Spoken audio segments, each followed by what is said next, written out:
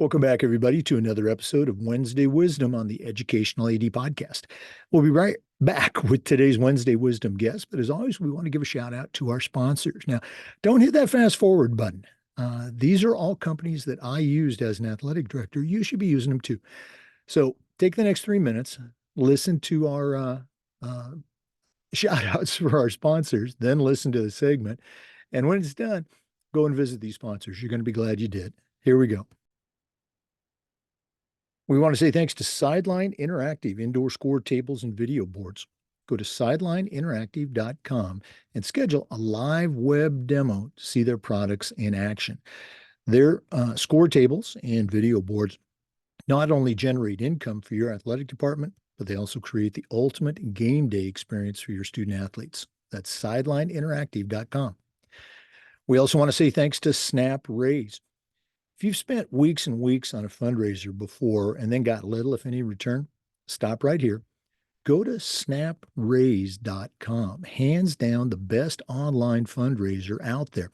We used it at our school, tremendous success. Our coaches loved it. Our parents loved it. It works. Go to snapraise.com. Check out their other great platforms. But if you're looking for a fundraiser, stop. Go to snapraise.com. You will be very glad you did. We also want to say thanks to Gipper, the official social media graphics solution for our podcast. If you go to Gipper.com, their team is going to show you how to create world-class marketing content to help celebrate your athletes and promote your teams. Gipper's used and trusted by over 3,000 high school and college programs. It's professional graphic design made simple. Go to Gipper.com to get started. We also want to say thanks to Home Campus. Home Campus is a platform that I used every single day as an athletic director, and you will too. Things like scheduling, student athlete eligibility and clearance. Who doesn't do that every day? Communicating with coaches, with student athletes, with parents, with your state association, uploading rosters, digital forms, you name it, Home Campus does it, and it does it better. To get started, just go to homecampus.com. That's homecampus.com. We want to thank Huddle for their support. Go to huddle.com, change the way you see the game. As a football coach, I used Huddle for years, but when I became an athletic director, I made sure that our school was a Huddle school, and our coaches just loved the tools that Huddle provided that let them coach our kids up to their highest level. Go to huddle.com, join the 8 million users, turn your school into a Huddle school. We want to say thanks to Vital Signs Wall of Fame. If you're looking for a really cool way to display your school record boards or your school's Hall of Fame, go to vitalsignswalloffame.com. Mention the podcast.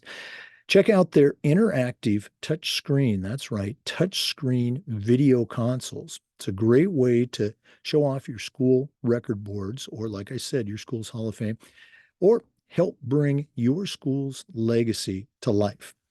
That's vitalsignswalloffame.com. We also want to say thanks to Hometown Ticketing, the leading digital ticketing provider to schools and colleges. I don't think I need to say anything more. Go to hometownticketing.com. It's digital ticketing that offers more support, more security, and more customization. Go to hometownticketing.com. Let their team help you make the best online ticketing solution. hometownticketing.com. And we'd like to thank Athletic Surveys by LifeTrack. If you've never used a survey to take the pulse of your parents or your student athletes, you're really missing out. Athletic Surveys will connect you. It's going to connect you to the people you already hear from, the group that wants to gripe and complain about everything. But they're also going to connect you to the 98% of your stakeholders that supports your program. Now imagine having all of that positive data to share with a frustrated parent, or maybe your principal or your school board. Go to athleticsurveys.com. They're going to help you take your athletic program from good to great. Welcome back, everybody, to another episode of Wednesday Wisdom on the Educational AD Podcast. I think this might be a first in over 100 Wednesday Wisdom segments. We actually have a part 2. Regular listeners will remember a couple weeks ago, we had Stephanie Burge from England come on and share some of her tips for for ADs, for coaches, but for parents, particularly of elite athletes who are no longer going to be competing. We all have that with our students that we see, only 3% going to the college level. Stephanie was able to share 6 of her top 10. She's going to review those for us and then complete the list. But just a little bit about her. She is a successful author. She's a coach. She's a mentor. And she is the parent of a national, I guess I can say former national caliber athlete. So she knows of what she speaks. So Stephanie Burge, welcome back to the Educational Lady Podcast. Thank you so much, Jake. It's lovely to be back, and I'm pleased there was some resonance with what I said last time. I'm looking forward to chatting a bit more about it. I would add, my own daughter has moved on now. She's played at a national level, but the piece that I found very beneficial to talk about is the way she's transitioned from being an international athlete into the workplace, because for coaches and for parents, that piece is a pretty difficult and emotional phase to manage. So I guess that was where my voice and where my passion had come from to connect with you. No, absolutely. And again, you and I connected. I saw the article that you had submitted for Gordon McClellan's great website, Working with Parents in Sports. And you and I were talking before we started recording today. For all of our listeners who are primary athletic directors, we know that the vast majority of our kids that we work with, their athletic career is going to end after high school, that 3% that we talked about. And so it's something that, we need to be aware of as leaders, as educators on, how to help, the kids and the parents, make that transition into the rest of their lives. So you said that you were going to do a quick review of the original 6 tips that you mentioned and then finish out the list. So I'm going to step out of the way and for our listeners, Stephanie Burge. Oh, thanks, Jake. So here's a really quick recap to bring your listeners up to speed with the points I talked about last time. At the end of the day, when things are going great for our sporting kids, and they're being selected, they're playing well, they're having fun, it's really quite easy being a coach and being a parent. But it's so much the opposite of that when things start to go wrong. And if athletes are injured or deselected for whatever reason, and they have to have a life away from their passion and the thing that's fueled their motivation and their ambition for so long, these are tough times, really tough times. And I think it's just great for parents in particular and for coaches to have a mindset where they're prepared for that eventuality. And parents are the place that kids go to first when things go wrong, but some young people don't have the benefit of having parents there who have the appropriate language or the appropriate mindset or who are equipped to deal with it. And I think that's sometimes when coaches have to step up and take part of that mentoring role over when times are tough. So I think the points I made last time can apply to both parents and to coaches, basically. So just a quick recap of the things I talked about. My top tip was preparing a child for the end of their athletic career before it's the end. So helping them explore who they are, what interests them outside of sport before that day comes. I also talked about being their safe space where they can show up and let go of all of those raw emotions that they need to process when the thing that they have believed and dreamt about and has taken up all of their life and their energy disappears. So, we need to be the place where they don't have to be brave, basically. I also talked about a practical strategy of having a few people in mind when they're at their lowest and things go wrong, who can bring that energy and that sunshine into their lives and bring some humor and perspective that there is life after sport and there is plenty of life to lead and fun to be had. I talked about giving them time to grieve and process at their own pace, because this is not a formulaic process, and every child is different, every situation is different. Some children may get over this drama, this trauma in their lives quickly. For others, it may take a considerable period of time to readjust. So I talked a bit about that. I talked a bit about showing up as parents in a way that's useful and giving some practical examples about that. And a lot of that was about making sure that the child or the young adult was at the center of everything, and that actually it wasn't about the parents and what was going on for them. And I talked about encouraging these young people to get closure by making sure they had the appropriate conversations with coaches and teammates in the right way. So that's sort of where I came from. And I guess I just have a few little things to add that might just sort of finish this piece for you guys. And the first one was having an acceptance that moving on to this next chapter for young children is not straightforward. So we have to see every setback as a growing opportunity. Of course we do. But as parents or as coaches, we can't tell them that too soon. You know, we've got to let them have time for the dust to settle so they can lick their wounds, because then they can start to think with some clarity. And change rarely happens in one big shift. So we have to be patient. And for elite athletes in particular, we have to recognize this is really hard, because by their nature of where they've got to in their sport, they have deeply ingrained patterns of thinking, deeply ingrained patterns of training. They have routines, they have rituals, they have nutritional standards. All of these things have helped them rise to the top of their sport, and they've had to be 100% focused on them. So when all that's gone, it's almost like they're unhinged. They don't know how to structure their day, and they've got to unpick all of that routine and create a new routine and open up new ways of thinking. So that is really tough. And we have to accept that's not going to be easy. They're going to be disorientated. They're going to need some time to reflect, to experiment with some new ideas, to take stock. And they're going to have to update this version of themselves and create a whole new being. You know, can you imagine waking up tomorrow, Jake, and somebody's told you this job for you doesn't exist anymore, and you just have to start all over again?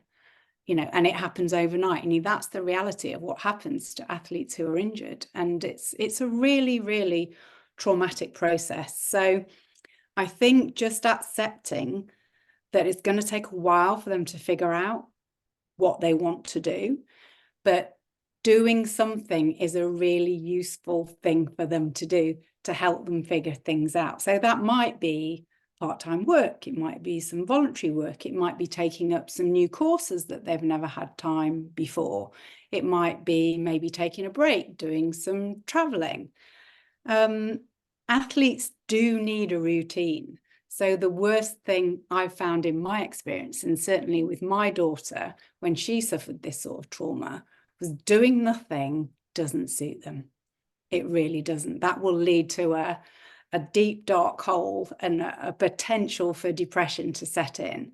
So I think if we can encourage them to keep going with the routine and to start some new stuff, accepting that it's not going to be the solution that they need ultimately, it's just something to help them think. I think it's really important. I also think, sorry, yeah, did you? go ahead. I'm sorry. Yeah.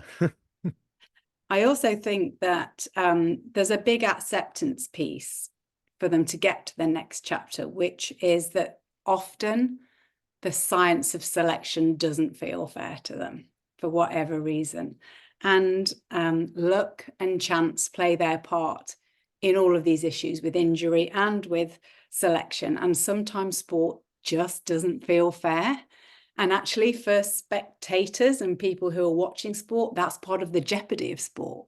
You know, that's what makes it exciting. You know, who's going to be selected, you know, what happens when people get injured, who's going to be subbed in and all that sort of stuff. But when you're on the other end of it, it's really, really tough. And sometimes it just doesn't feel fair. And you've got to accept that that's just how it is before you can move on.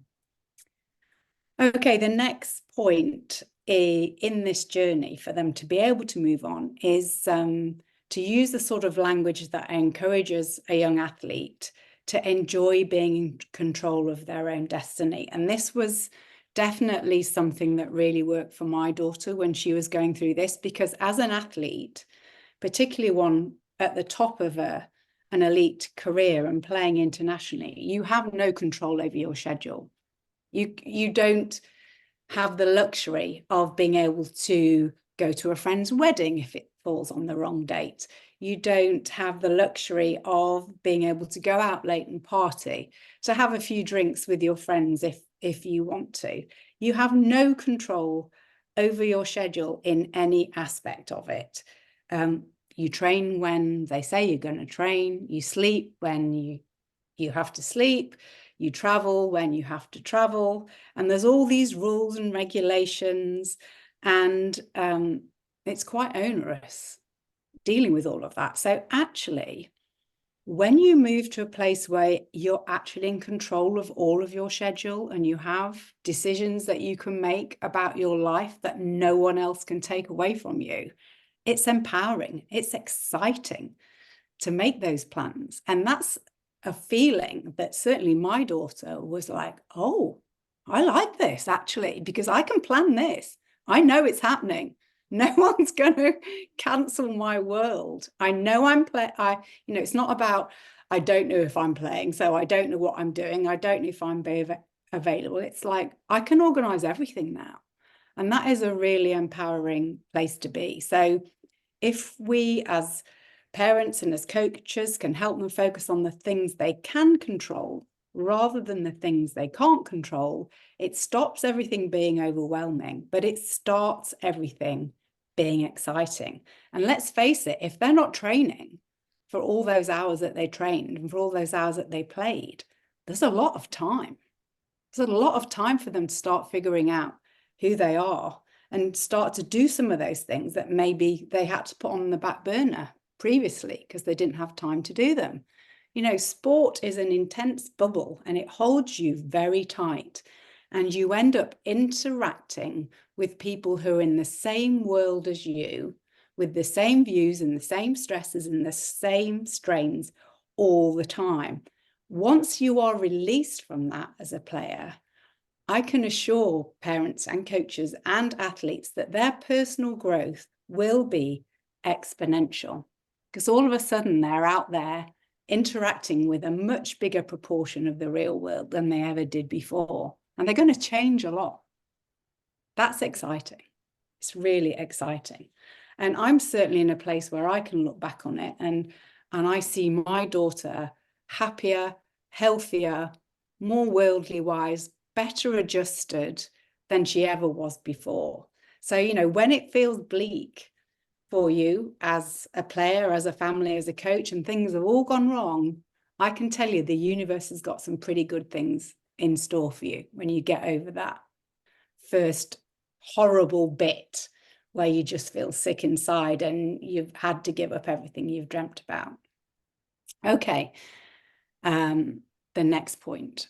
Focus on the learnings rather than what you have lost. There is no point at all staying bitter and angry about what could have been. It takes energy and it drains you. Okay, you're going to have a phase as an athlete when you're going to feel that and you need to feel it, but then you need to let it go and you need to put it down, because you have to think about all of the learnings that you've made through this process. And being an athlete and having that as part of your DNA will always be part of you, but also having the experience of what it feels like for all that to come to an end and be taken away from you and build the resilience to deal with it is going to stand you in really good stead as you move forward.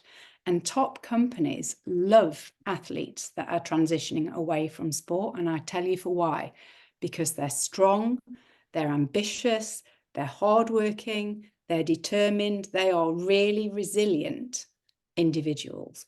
all the qualities that the best companies in the land are looking for to build an agile and productive workforce.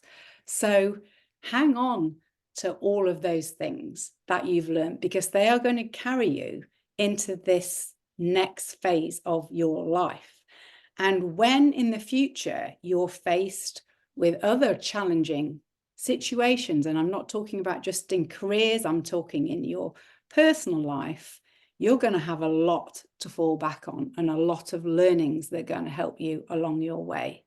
So nothing is for nothing in this life, basically. And I can assure you, there will be lots of opportunities in the future where you're in a group of people and times are tough. And because of what's happened to you as an athlete, you're going to be the one actually that steps up.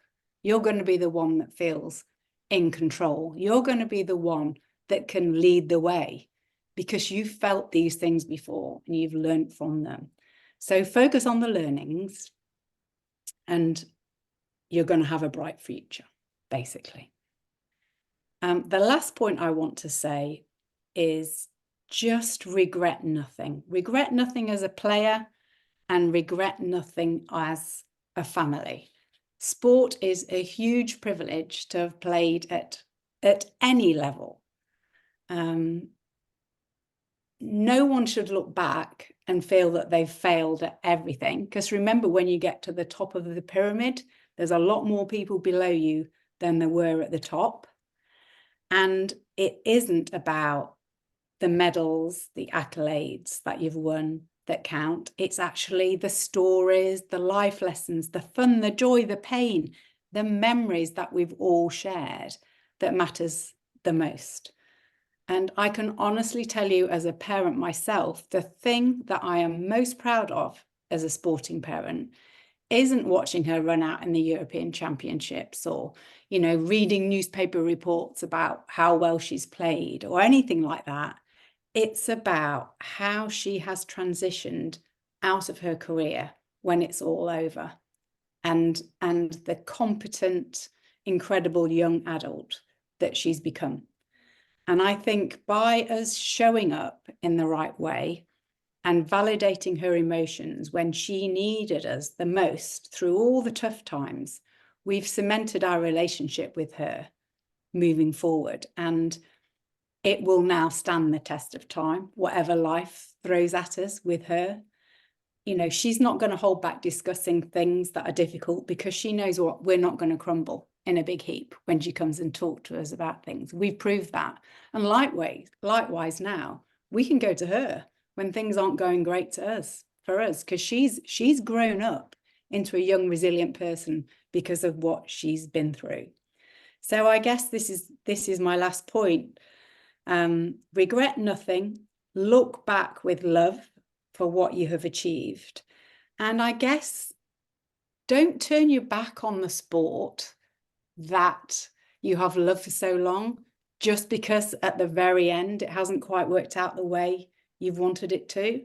So if you can stay involved in the sport you love, if you can coach or mentor or play at some level. I mean, I know here in the UK we have a really good ground roots club system for most sports, which possibly doesn't exist so well in the States. But stay involved, because you've got so much to give because of the experiences you've been through, and that will reap its rewards as well.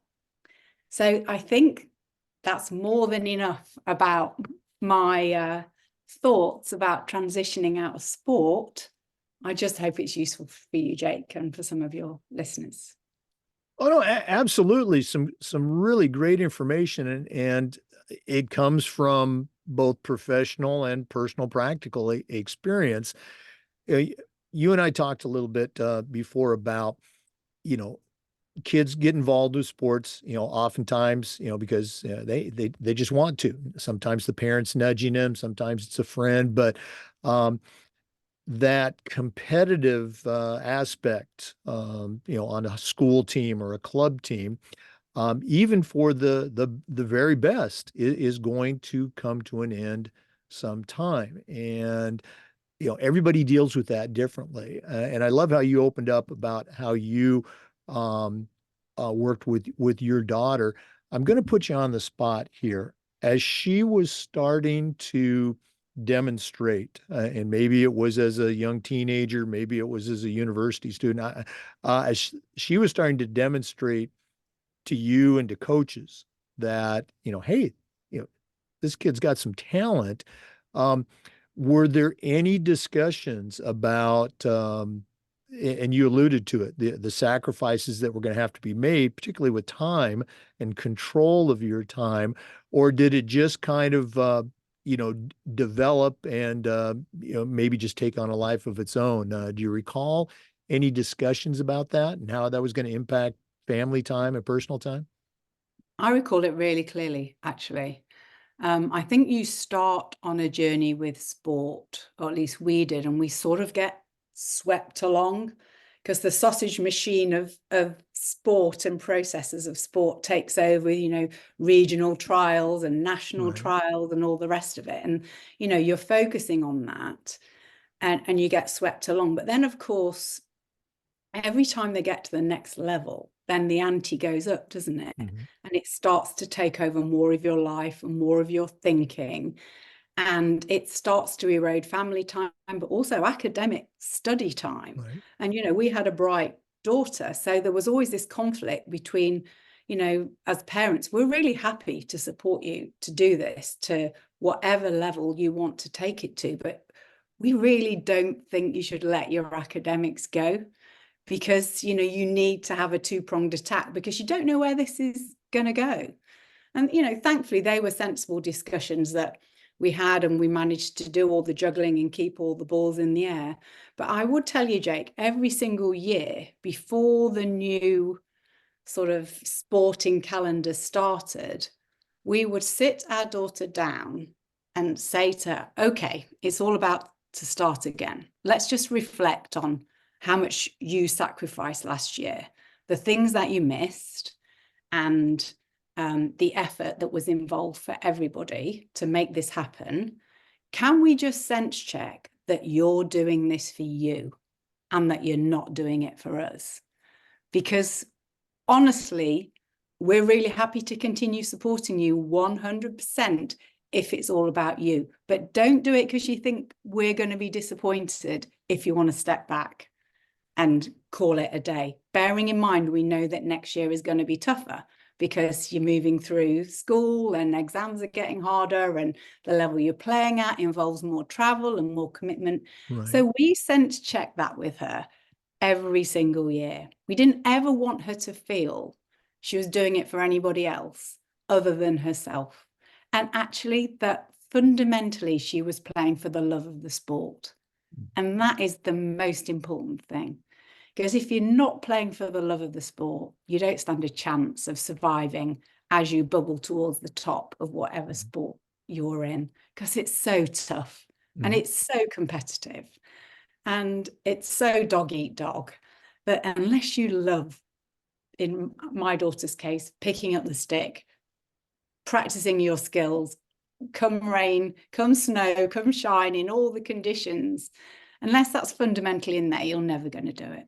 Mhm. So I think sense checking is really important. Yeah. You bring up a couple of really good points. You bring up a ton of good points, but the idea of having that discussion with your son or your daughter, I think so many times that discussion doesn't happen, or it's being driven not by the kid, but by the parent. Well, you need to do this. You need to be on two teams to, improve that resume for college acceptance and things like that. Mm, Or you need to be on this travel, this elite club, and the kid really isn't doing it for them; they're doing it for the parents. And then, mhm, you mentioned the other thing about even at the lower level, the high school level, practice can be somewhat of a grind. And I was a football coach, American football coach, and they would say, "Well, you should ask, Johnny to come out for football. He's a really good basketball player, or whatever." And I said, "I would love to have Johnny on the team, but he's got to want to." be on the team. It's too much work.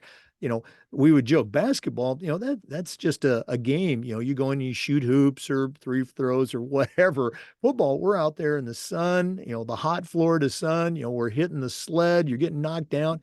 You really have to want to do that. And certainly basketball is hard. I get it. But yeah, if the kid doesn't want to do the things that it's going to take to be successful at football or field hockey or whatever it is, it's just not going to be an enjoyable experience. No, I agree 100%. And there's always a fine line between, particularly when teenagers are involved, there are times when they perhaps lack in motivation, you can't get them out of bed.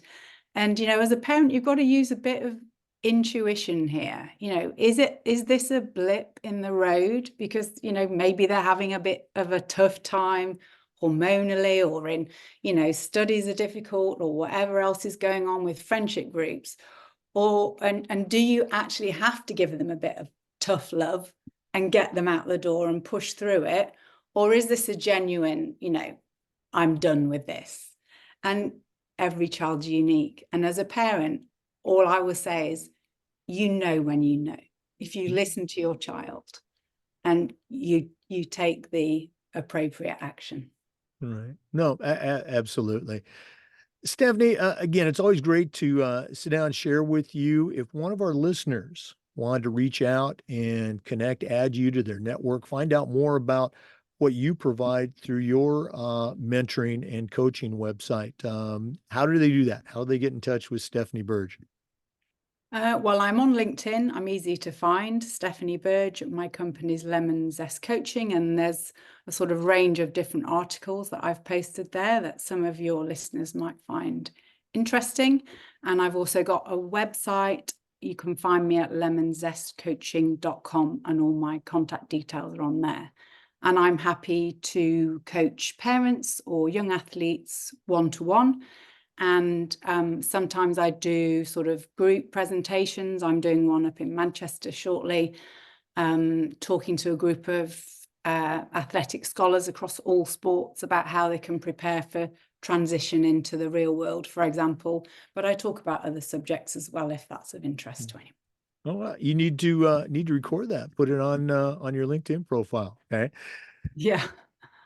Well, Stephanie Burge, LemonZest Coaching, thanks so much for sharing with our listeners again on Wednesday Wisdom. We're going to have to get you back later on for a full interview, take a deep dive into all things Stephanie Burge. Thanks, Jake. See you again soon. For our listeners, we appreciate you tuning in, and just want to remind you, we upload the Zoom recordings to the Educational AD Podcast YouTube channel. We do this every single week and just about every day with some new content. So come back next time for another episode of the Educational AD Podcast. Before we go, we want to give our sponsors a shout out one more time. Remember, these are all companies that I used as an athletic director. You should be using them too. So go ahead and visit them. We want to thank Huddle. Go to huddle.com. We also want to say thanks to Gipper. Start creating world-class marketing content. Go to Gipper.com. Home Campus is an app that I used every single day, and you will too. Go to homecampus.com to get started. Sideline Interactive, indoor score tables and video boards. Probably the best purchase I ever made. Go to sidelineinteractive.com. Hometown Ticketing is the leading digital ticketing provider to schools and colleges. Go to hometownticketing.com for more information. We want to thank Athletic Surveys by LifeTrack. If you've never used a survey to take the pulse of your parents or your student athletes, you're really missing out. Go to athleticsurveys.com, get started. We want to thank SnapRaise. Go to snapraise.com. Hands down the best fundraising app out there. And Vital Signs Wall of Fame. Let them help you bring your school's legacy to life. That's vitalsignswalloffame.com. Thanks again for listening to this episode of Wednesday Wisdom. We'll see you next time on the Educational AD Podcast.